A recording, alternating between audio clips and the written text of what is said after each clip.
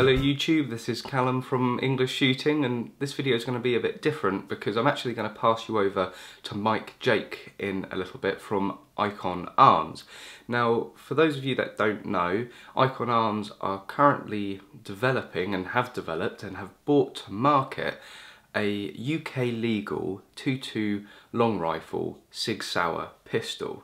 Now, I wanted to make this video and a series of videos on the pistol because I think it's an absolutely amazing product, and that was way before I even got the chance to shoot it.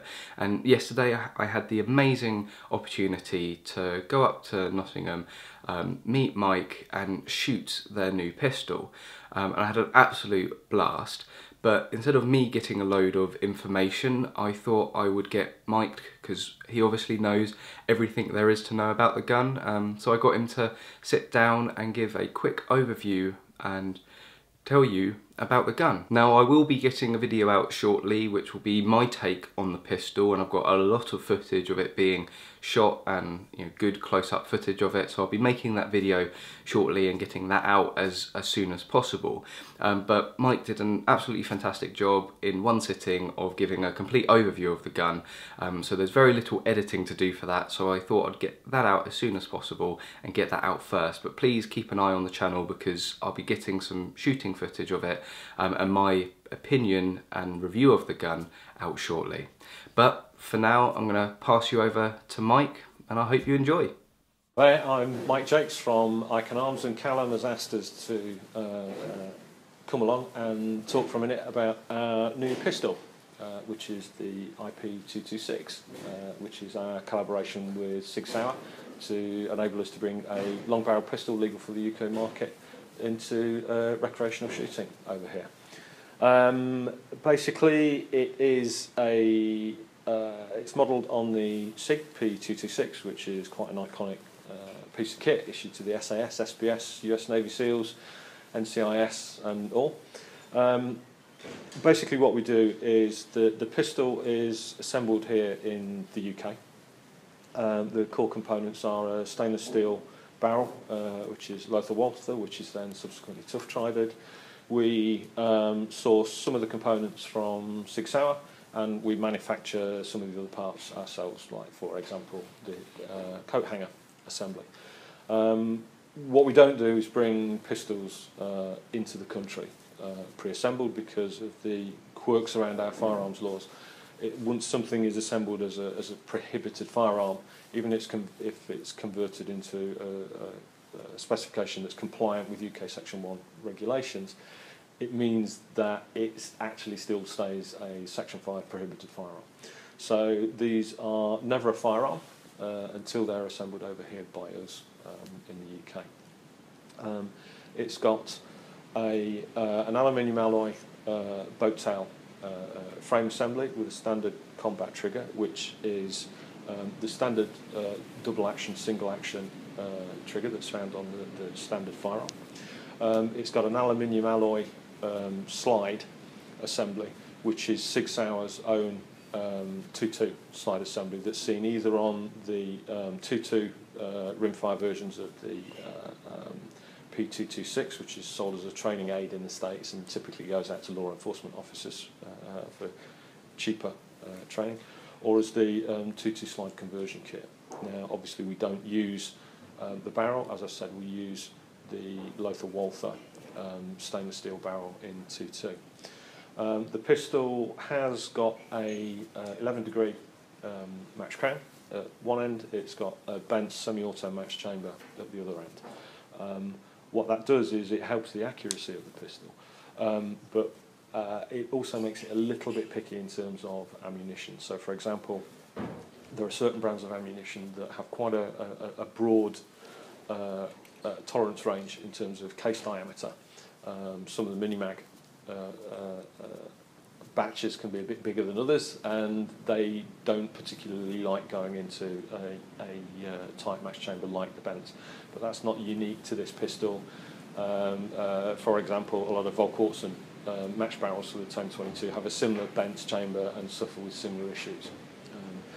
That said, it works very, very well with quite a broad range of ammunition, and we're looking at different ammunition all the time. And so, for example, it works very well with SK, rifle match and pistol match ammunition, and we've seen some very, very tight groupings with that. Also, RWS, semi-auto ammunition, it works very, very well with that. All three of those are standard velocity ammunitions. High velocity ammunition, like American Eagle, for example, it functions very, very well with that.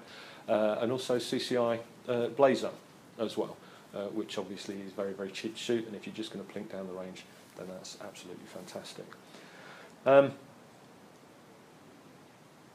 The pistols come as standard with a 10-round magazine, single-stack magazine. But for whatever reason, SIG decided to release that without a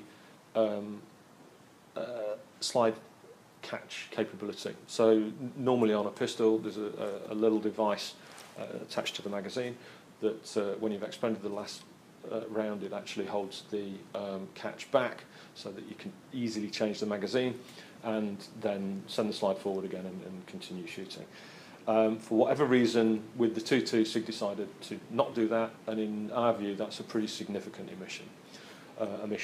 So we've actually worked out how to reinstate that capability, and we offer magazines that are standard magazines, but essentially have been modified in order to reinstate that. So with that modification, once the magazine's empty, then it will hold the slide back in just the same way as pretty much every other pistol. Which is great, and particularly if you're going to be using it for something like practical shooting, which is really where this kind of pistol comes into its own. It is based on a combat pistol, so a 1911 match trigger, for example, is going to feel much crisper and cleaner than the trigger on this, but it does the job, and it does that job pretty well, if I say so myself. The pistol is equipped with some adjustable sights, so the adjustable sight on the rear is adjustable for both elevation and windage, and because it's a standard SIG, you can use any SIG aftermarket sights on it as well. So if you had a burning desire to replace the standard 3-dot adjustable sights with, say, some tritium night sights, then that's something that you can easily do. In terms of other accessories that are available for the standard pistol, as I've said, the trigger is the standard issue trigger. However, SigSauer do something called the short reset trigger kit. That doesn't change the feel of the break of the trigger. It doesn't change the trigger weight in any way, shape or form, but what it does do is it shortens the reset distance on the trigger blade by about 60% or thereabouts. So particularly if you're competing against the clock, then you can get those follow-on shots off that much more quickly.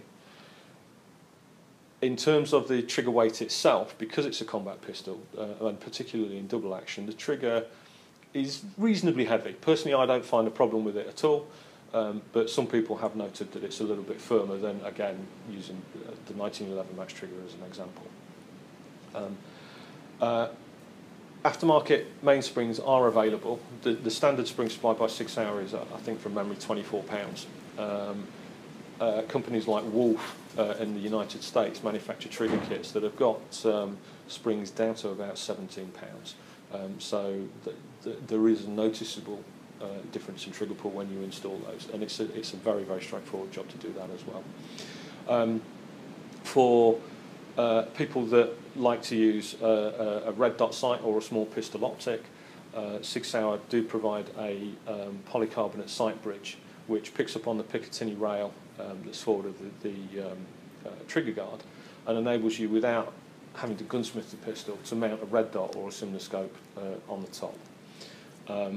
Personally, not my cup of tea, but I know a lot of shooters do like that on their race guns, and it's a lot less hard wearing on the red dot than potentially mounting it directly onto the slide and submitting it to all of those sort of impact forces. Also, because it's got standard Picatinny rail underneath, you can buy a selection of different laser sights and torches or combined devices to put underneath here. SigSauer do them, but lots and lots of other people like Surefire do them as well. It kind of depends how much you want to spend on those, but the prices start from about £50 upwards for a combined light and laser sight.